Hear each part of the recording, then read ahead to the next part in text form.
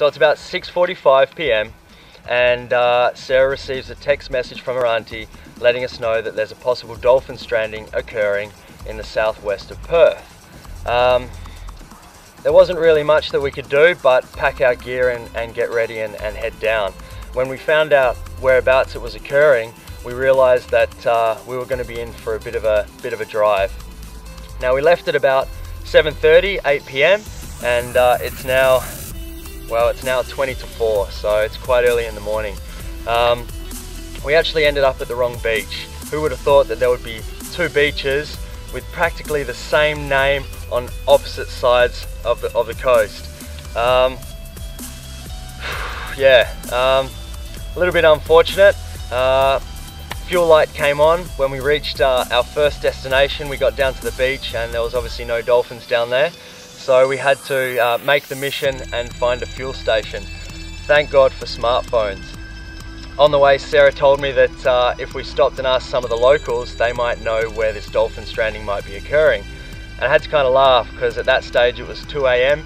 and as I said, we're not going to find any locals in such a small town. Sure enough, we get to the petrol station, we buy a map, someone comes up to us and says, "You guys look lost, where do you need to go?" So we told them where we needed to go and they said, "Oh, you won't be able to get down there, the road's closed, there's a dolphin stranding." I was like, geez, 2 in the morning, small town, news must travel fast. So sure enough, as you can see, we've made it here and we can't go any further. We've never been down here before, there's nobody here, we've had trouble contacting people about the possible stranding. But what we do know is there's approximately 100 to 150 spotted pantropical dolphins. So we're pretty keen to head down there and see what's going on. We don't really know much about it, like I said, but we're going to pretty much pack up our gear, head for a walk and go make sure that these guys have headed back out to sea. So it's 5 a.m, sun's coming up. Haven't had any sleep yet, but it's been a big mission and we finally got to the beach where the animals were preparing, or it looked like they were preparing to strand, and at the moment we haven't seen anything around, which is a really good sign. The volunteers arrived here yesterday quite early and they shepherded them out to sea.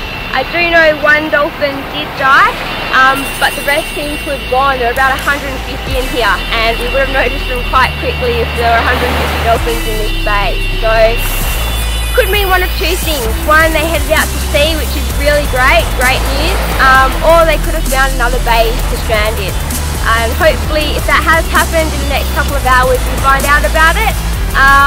Now that we've got sunlight on our side it does help a lot, but we'll see how it goes and we'll keep the mission going. No dolphins here, Sarah, but it was good practice though. 12 hours of solid practice, preparations.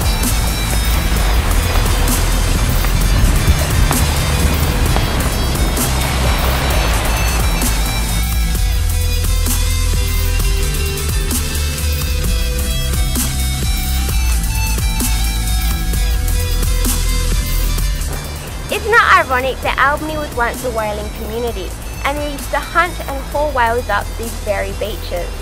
Now in the same community, generations later, and on the same beaches, they're now responding to marine mammal stranding and helping the animals and giving them a second chance of survival.